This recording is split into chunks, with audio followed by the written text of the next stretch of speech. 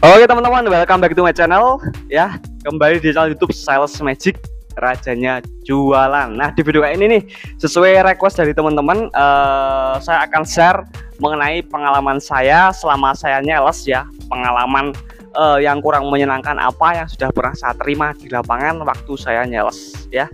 Dan semoga ini bisa menjadi gambaran untuk teman-teman yang mungkin kepengen mengerti gambaran jadi sales itu seperti apa ya, khususnya sales motoris ya, atau sales retail kayak gitu. Jadi yang pertama tuh gini teman-teman,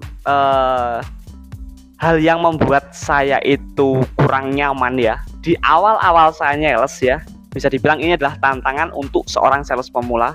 Yang pertama itu gini, terkadang kita dicuekin sama pemilik toko ya. Dicuekin tuh gini teman-teman, misalnya kita membawa kerombong ya teman-teman, kita membawa kerombong atau membawa tas besar, dan pemilik toko tahu itu sales. Nah, kita motor belum kita standarin itu udah, enggak mas, belum dulu mas. Itu apa ya, menurut saya itu kenal banget sih teman-teman. Kalau misalnya kalian seorang sales baru, mungkin itu apa ya, akan membuat kalian menjadi ngedown ya, membuat kalian akan mentalnya itu akan agak down. Karena apa? Karena ya kok gini banget ya, saya salah apa sampai saya berpikir seperti itu. Itu di awal-awal saya dulu nyales, tapi sekarang udah biasa ya teman-teman ya. Karena kenapa saya bisa bilang ini biasa ya, karena memang karakter orang itu berbeda-beda ya. Mungkin karakter si pemilik toko atau pemilik warung ya seperti itu, mau gimana lagi ya. Kuncinya kalau stres itu jangan membawa perasaan kayak gitu teman-teman ya. Jadi nggak boleh marah, nggak boleh sedih, pokoknya sales harus bisa mematikan perasaan ya, dalam artian waktu nyalesnya loh. Jadi bukan berarti sales itu harus nggak boleh marah atau sedih, boleh, tapi kalau misalnya waktu nyalesnya kayak gitu ya, yang perlu digarisbawahi itu yang paling apa ya, menurut saya sih ngena banget ya teman-teman. Sampai jantung itu rasanya ya. Dateng, motor belum distandarin tuh, belum dulu mas. Nah itu yang pertama. Terus yang kedua itu dicuekin teman-teman. Ini yang membuat saya juga agak apa ya, di awal-awal sales itu agak goyah. Misalnya nih saya udah antri lama nih, saya mau masuk ke toko A misalnya. Saya udah ngikutin antrian sales, dan begitu giliran saya dicuekin. Saya presentasi, ya mungkin pemilik toko seolah mendengarkan tapi ternyata nggak beli, dan ternyata nggak apa ya, jawabannya itu kayak apa ya, belum dulu lah mas gitu. Nah itu di awal-awal itu juga kena itu teman-teman, mental itu kena teman-teman. Wah, kalau misalnya nggak mau aturan ngomong dari tadi, saya pernah berpikir seperti itu. Tapi dari kejadian seperti itu saya terus mengasah diri saya. Wah, ini mungkin ada cara komunikasi saya yang kurang baik, apakah penyampaian saya yang kurang baik, atau saya itu apa ya, attitude saya kurang baik. Pokoknya saya terus melakukan pembenahan diri teman-teman, dan alhamdulillah eee, itu biasanya kayak gitu grosir-grosir besar teman-teman. Ya mungkin karena memang apa ya, beda ya teman-teman, kalau nyales ke toko sama ke grosir besar itu beda ya, cara ngomongnya pun juga beda. Karena kalau misalnya ke toko-toko rata-rata itu masih orang ya, sama-sama orang Jawa ya teman-teman. Kalau misalnya grosir itu bukan rata-rata, mayoritas ya tetap orang Cina teman-teman. Jadi kita kalau bernegosiasi juga agak apa ya, harus bener-bener menemukan celah di hati orang Cina itu kayak gitu teman-teman ya. Ya tapi juga banyak juga yang orang pribumi yang jadi pemilik grosir itu juga banyak, tapi mayoritas ya orang Tionghoa ya, khususnya grosir-grosir besar kayak gitu. Dan itu menjadi apa ya, pengalaman yang menurut saya luar biasa sekali sih. Wah, akhirnya saya bisa ngobrol sama orang ini, akhirnya orang ini mau membeli produk sama saya dalam jumlah banyak kayak gitu. Tapi memang di awal memang harus butuh effort ya, harus butuh perjuangan lah kayak gitu teman-teman. Terus kejadian yang apa ya, menurut saya membuat agak ngedown ya, atau membuat mental kita itu goyah ya, misalnya eee, gini, tidak adanya repeat order atau di saat kita itu sepi. Misalnya gini, kita udah berkunjung ke 3 toko, 4 toko, 5 toko, jawabannya "Mas, belum Mas, produknya masih ada." "Mas, belum Mas, ah uangnya udah buat belanja ke grosir, besok lagi ya Mas." Dan, terjadi secara berturut-turut kayak gitu, itu mental kena teman-teman ya. Wah, udah hampir jam 12 belum ada yang membeli produk saya. Wah, itu pikiran udah kacau teman-teman ya.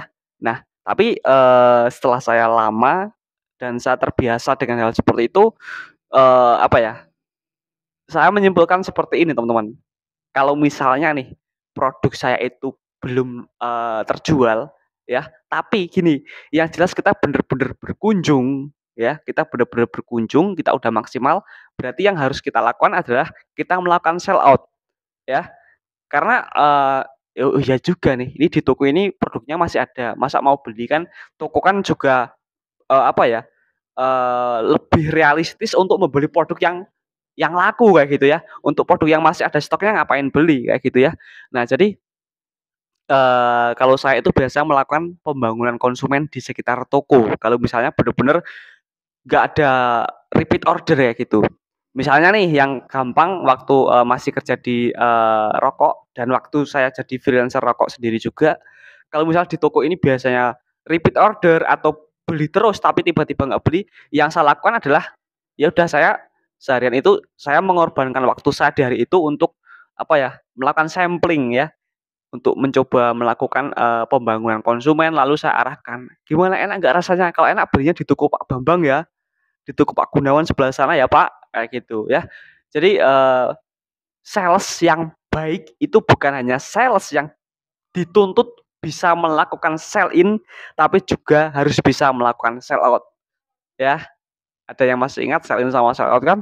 Sell in itu adalah proses seorang sales menjual produk ke toko. Lah kalau sell out itu adalah proses seorang sales membantu toko untuk mendapatkan konsumen, itu namanya sell out.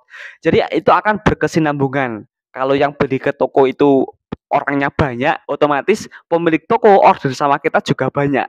Jadi akan memunculkan, simbiosis mutualisme, kayak gitu teman-teman. Jadi kalau kamu baru ditolak satu warung, 2 warung, 5 warung, jangan langsung kena mental ya. Ya memang itu butuh adaptasi untuk sampai ke tingkat seperti itu. Pada umumnya rata-rata bahkan untuk sekelas sales yang udah lama, yang udah senior sekalipun, kalau di hari itu apa ya, orderannya sedikit ya, banyak mengalami penolakan, itu kadang juga masih goyah teman-teman ya.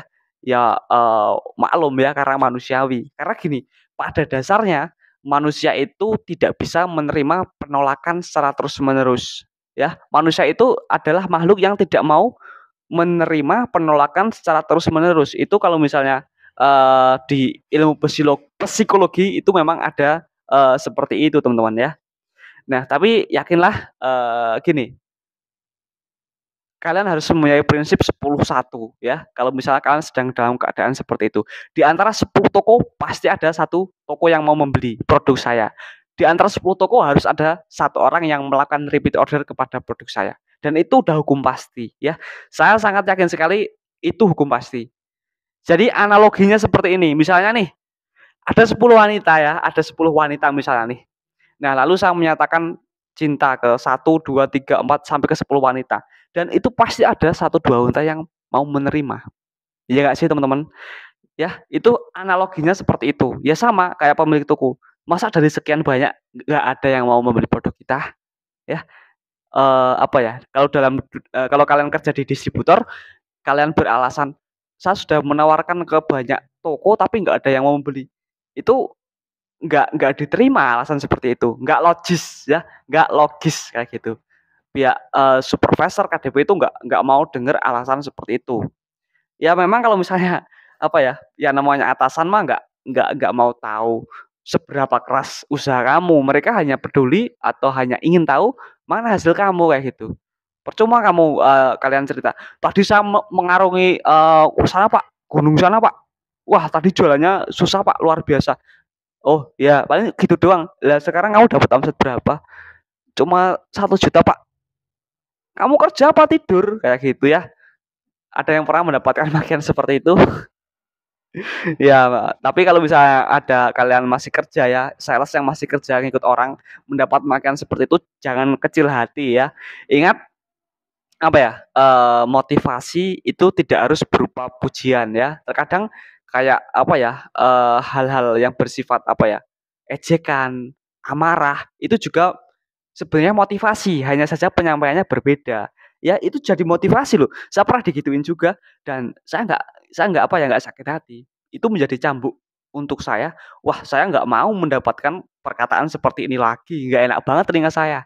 Ya jadi motivasi, jadi saya harus bisa kerja lebih giat lagi supaya target saya bisa tercapai dan saya tidak mendapat atau saya tidak mendengar kata-kata seperti itu lagi gitu.